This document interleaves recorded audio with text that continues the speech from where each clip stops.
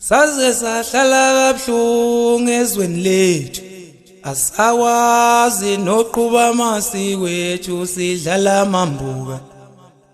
Naninguphi awuliqala lelisiko, awusenifawula ngale ngasakhulale khona. Size sikaphunga nomageva ngiyanibingelela nina benkayishane kamenzi yaphuza umlaza ngameva, nina bembamba leshoba, nina bakanogwaja omhlenge emlenze, size sonke mazwe onkana. Nibingelelwa yintokazi yakakhumalo, umzilikazi kamashobane, ubheje sengoma, umabaso wabasentabeni kwadliwa ilanga lishona. Bathi yintombi le egabe ngesimilo sayo. Mangwini intombi enhle bangitshelile ukuthi angiwineli ukuthi ngiwinela amatshitshi kuphela but ngiwinela the whole youth. So ngike ngahamba indawo eziningi la bengibona khona i-youth yenza amathalente wabo cause sazi ukuthi i-youth nje e-South Africa sibhekane nenkinga eningi.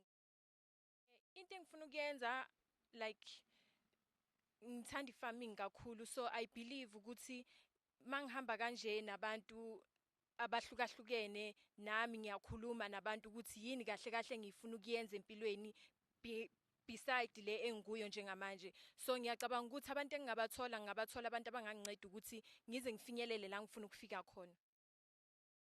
Into engingayinikeza amatshitshi or umuntu nje omusha ofisayo ukungena ematshitshini ukuthi itshitshi akube yitshitshi okwangempela, lingabufoji ubutshitshi balo, and then ungagcini ukuyiphatha kahle ungayiphatha kahle, but kufuneka ingqondo empilweni because siphile emhlabeni wamampela. Umhlaba lo ngaphandle kobutshitshi kunomhlaba okulindile, kudingeka imali emhlabeni, imali esiyidingayo empilweni. So ukuba successful yikho kudingakala empilweni, iba yitshitshi elihlakaniphile laziyo ukuthi mangingesile itshitshi because ubutshitshi ungabuqeda within 2 minutes and then after lapho kuzokwenzakalani ngempilo yakho. So kumele ukuthi usukumele, uzimele, ungabi intombazane owukhamisa ngithele elindele ukuthi wena uzocela imali kuphi.